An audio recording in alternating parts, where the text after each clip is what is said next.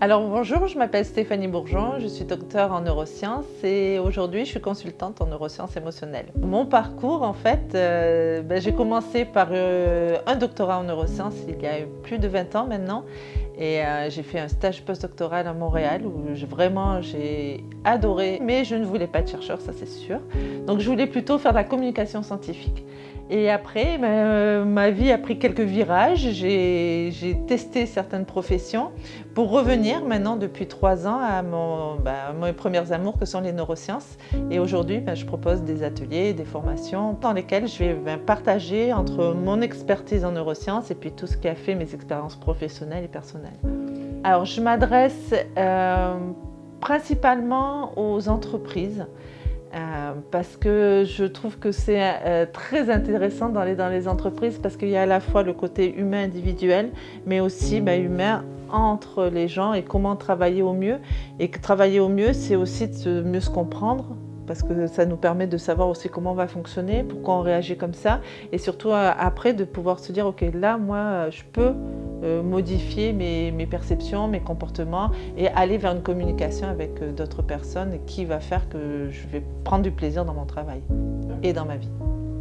En fait, l'objectif dans mes interventions est toujours le même, c'est que je vais vraiment apporter d'abord des connaissances sur le fonctionnement de notre cerveau et surtout du système des émotions. Et après, je vais mettre en parallèle avec nos situations de vie. C'est toujours la balance entre comment ça fonctionne au niveau de notre cerveau, qu'est-ce qui se passe dans notre vie et qu'est-ce que je peux mettre en place pour aller plus vers qui j'ai envie d'être. C'est surtout ça l'objectif pour moi, c'est aller vers qui j'ai envie d'être. Alors je vais prendre l'exemple du stress parce que c'est vraiment quelque chose que j'entends souvent comme problématique et la phrase aussi que j'entends très souvent c'est moi je suis stressée de nature. Je me souviens le retour d'une dame par rapport à ça où pour elle, c'était naturel, elle était stressée, elle ne pouvait pas faire autrement et elle ne se donnait pas la possibilité de tester d'autres choses. Et en fait, quelques temps après, j'ai appris qu'elle s'était lancée sur une voie qu'elle avait envie de faire mais qu'elle n'osait pas. Et parce que déjà elle avait travaillé sur son stress et puis surtout parce qu'elle avait découvert qu'elle avait d'autres possibilités et qu'elle pouvait se redonner le choix. Ce qui me plaît, ce qui me motive vraiment, c'est de pouvoir être au sein d'une équipe et de voir un petit peu qu'est-ce qui peut bouger chez quelqu'un qui va faire en sorte qu'en fait toute l'équipe peut bouger aussi.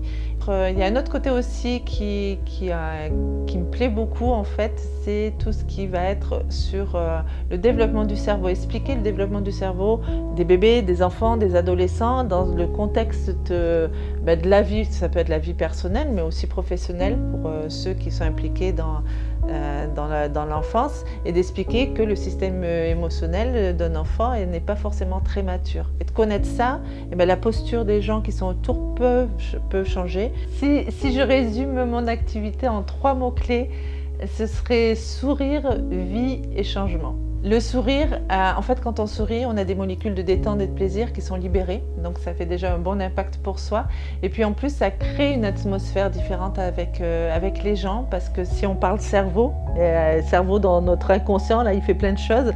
Un cerveau qui voit un visage qui sourit, comme on a un système de reconnaissance des visages très performant, tout de suite, ça va le mettre plus en sécurité. Vie, parce que la vie, c'est aussi pour moi, c'est de remettre de la fluidité entre notre cerveau, nos émotions et notre corps, parce que tout ça, physiologiquement, fonctionne ensemble.